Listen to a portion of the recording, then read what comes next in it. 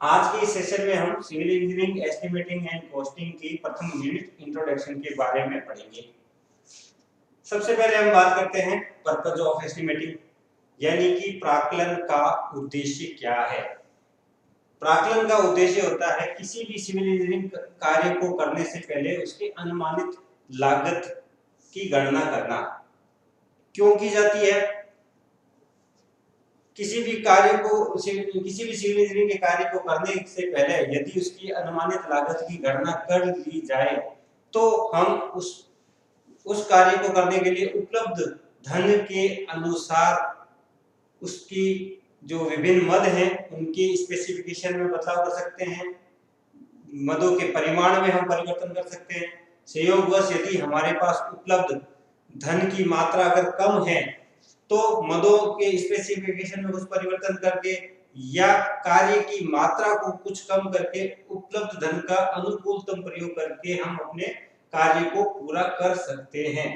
अगर समय रहते हम कार्य का प्राकलन नहीं करते हैं और बिना प्राकलन के अगर कार्य स्टार्ट कर देते हैं और हमारे पास बाद में हमें पता चलता है कि हमारे पास जो उपलब्ध धन है वो कम है, तो वह कार्य पूर्ण नहीं हो पाता है और जो हमने कार्य कर लिया है उसका भी उपयोग नहीं हो पाता है। तो इसलिए आवश्यक है कि किसी भी सिविल इंजीनियरिंग कार्य को करने से पहले उसको पूरा करने के लिए आवश्यक कितने धन की आवश्यकता होगी ये हम प्राकलन के द्वारा ज्ञात कर ले। प्राकलन किस प्रकार किया जाता है? प्राकलन करने के लिए किसी भी निर्माण कार्य को करने के लिए जो विभिन्न पद हैं उनका परिमाण ज्ञात किया जाता है। जितने भी विभिन्न मद हैं, जैसे कि विभिन्न मदों में आप कह सकते हैं खुदाई है, चिनाई है, प्लास्टर है, कंक्रीट है, इस तरह के विभिन्न मद या विभिन्न कार्य है उनका परिमाण ज्ञात कर लिया जाता है और बाजार दर से उनकी गुणा करके कीमत निकाल ली जाती है। बाजार दर से कीमत अगर आप ज्ञात ना हो तो पीडब्ल्यूडी द्वारा, सार्वजनिक निर्माण विभाग द्वारा समय समय पर बीएसआर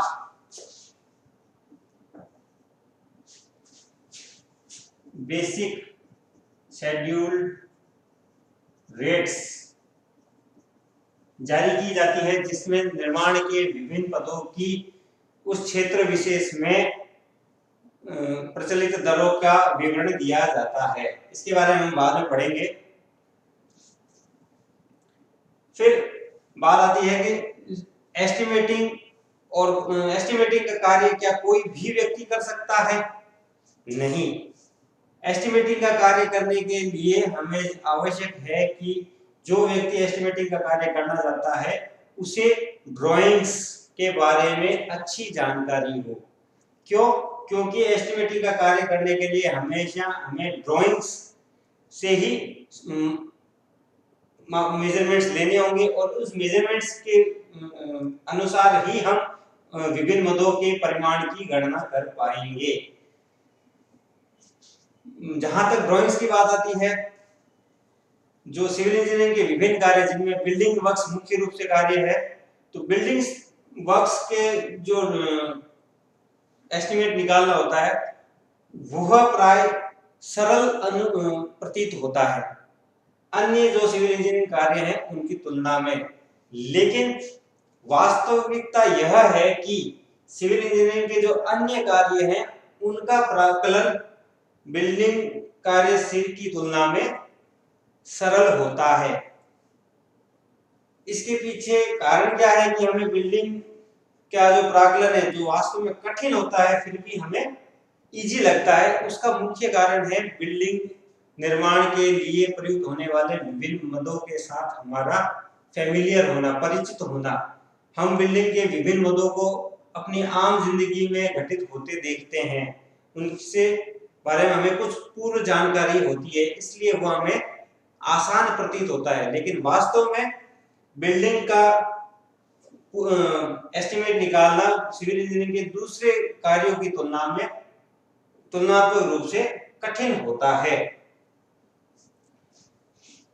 किसी भी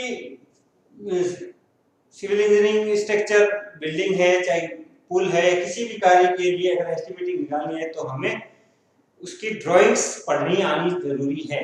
ड्राइंग्स में मुख्य रूप से प्लान, सेक्शंस और एलिवेशंस यूज किए जाते हैं। Plan, section and elevation use किए जाते हैं। क्यों? क्योंकि हमें सिविल इंजीनियरिंग स्ट्रक्चर यानी बिल्डिंग को पूरा करने के लिए विभिन्न मदों की हमें परिमाण निकालने हैं। परिमाण निकालने हैं तो हमें विभिन्न जो अवयव है बिल्डिंग के उनकी मेजरमेंट्स की आवश्यकता होगी और वो मेजरमेंट्स हमें ड्राइंग से ही मिलेंगे।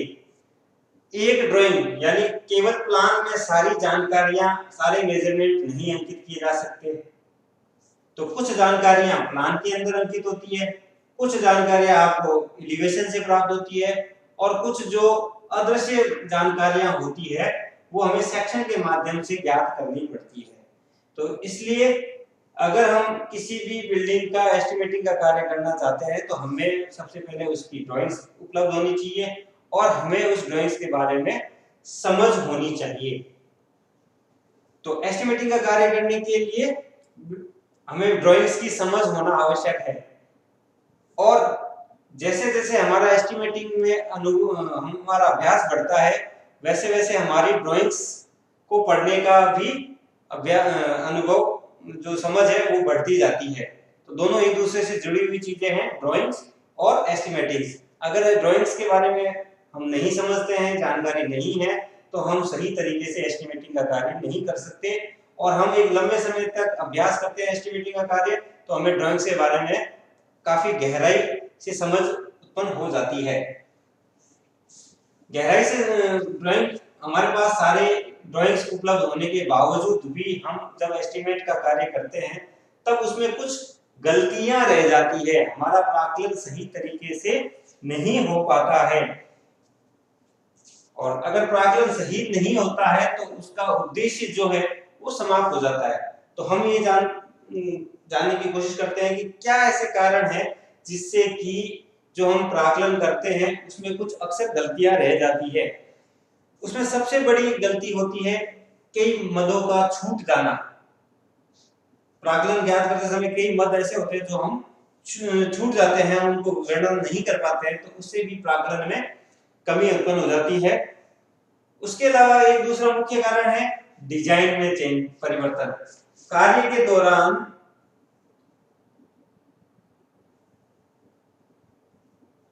अगर आप एज पर ड्राइंग वर्क नहीं कर रहे हैं या कार्य के दौरान ड्राइंग के अंदर कुछ डिजाइन में परिवर्तन हो गया है तो आपके प्राकलन द्वारा ज्ञात व्यय और वास्तविक व्यय में अंतर हो जाएगा।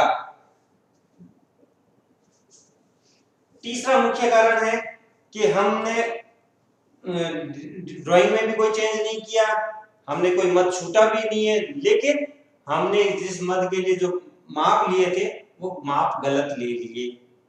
तो इसलिए हमें तीनों बातों का खास तौर पे ध्यान रखना चाहिए कि अगर डिजाइन में परिवर्तन होगा तो अनुमानित व्यय में परिवर्तन हो जाएगा, अगर मद छूट गया तो आपके प्राकलन और वास्तविक व्यय में परिवर्तन अंतर आएगा, और अगर आपने मद छूटा भी नहीं है लेकिन मद में जो परिमाण है, जो माप है वो आपने गलत ले लिए हैं, तब भी आपका जो प्राकलन है वो आपके वास्तविक व्यय से भिन्न हो जाएगा।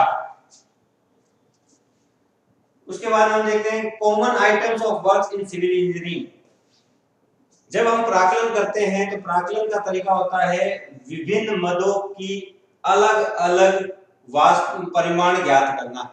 तो विभिन्न मदों का हम परिमाण ज्ञात करेंगे तो हमें ये पता होना चाहिए कि किसी भी सिविल इंजीनियरिंग कार्य को करने के लिए कौन कौन से मदों का उपयोग किया जाता है या कौन कौन से मद उसमें लगते हैं, होते हैं। तो कुछ कॉमन जो मद है जिनको आइटम्स कहते हैं वो क्या है?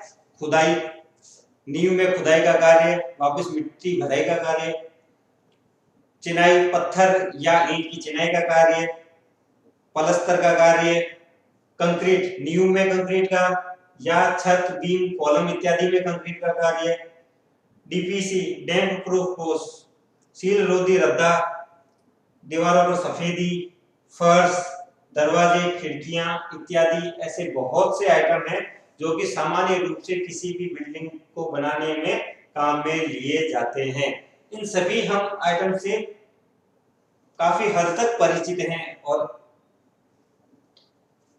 उसके बाद हम बात करते हैं units of measurement. Units of measurement किसी भी जो मद है उसको मापने की इकाई। एज ए इंजीनियरिंग स्टूडेंट्स हम जो किसी भी मद को मापने के लिए जो इकाई काम में लेते हैं, सामान्य तौर पर हम मीट्रिक व्यवस्था यानी मैट्रिक प्रणाली काम में लेते हैं, जिसमें हम लंबाई को मीटर में और भार को किलोग्राम में मेजर करते हैं। और सिविल इंजीनियरिंग के जो विभिन्न मद हैं उनकी यूनिट्स क्या होगी? जैसे खुदाई का कार्य, तो खुदाई का कार्य हमेशा आयतन के रूप में मेजर किया जाता है, यानी इसकी इकाई होगी घन मीटर। चिनाई का कार्य, चिनाई का कार्य घन मीटर में भी मेजर किया जाता है और वर्ग मीटर में भी मेजर किया जाता है। ज्यादातर घन मीटर में किया जाता है। अगर आपकी दीवार हाफ ब्रिक वॉल है तो उसका मेजरमेंट घन वर्ग मीटर में किया जाता है। पलस्तर का मापन वर्ग मीटर में किया जाता है। कंक्रीट का मापन घन मीटर में किया जाता है।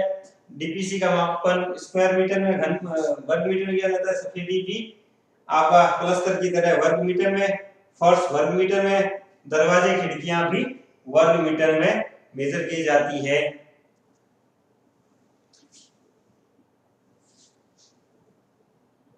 फिर अगर हम जब एस्टिमेशन का कार्य प्रारंभ करते हैं तो उसमें जो कॉमन टर्म्स हैं जो काम में ली जाती है उनके बारे में हम चर्चा कर लेते हैं। वैसे बहुत ही सामान्य जो टर्म्स हैं यूज की जाती है।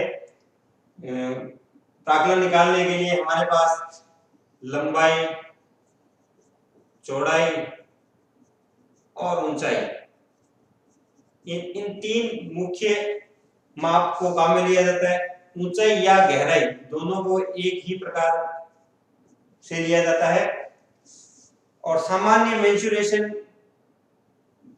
के फॉर्मूले से हम गणनाएं करके मात्राएं निकाल सकते हैं। उसके बाद में हम इसकी निकालते हैं क्वांटिटी, मात्रा।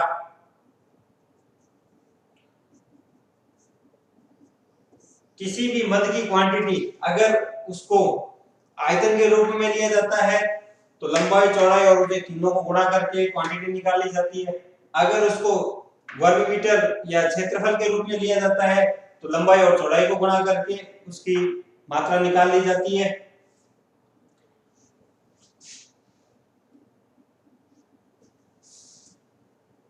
नेक्स्ट सेशन में हम एस्टिमेटिंग के मेथड्स और डिफरेंट टाइप्स ऑफ एस्टिमेटिंग इसके बारे में चर्चा करेंगे। थैंक्स।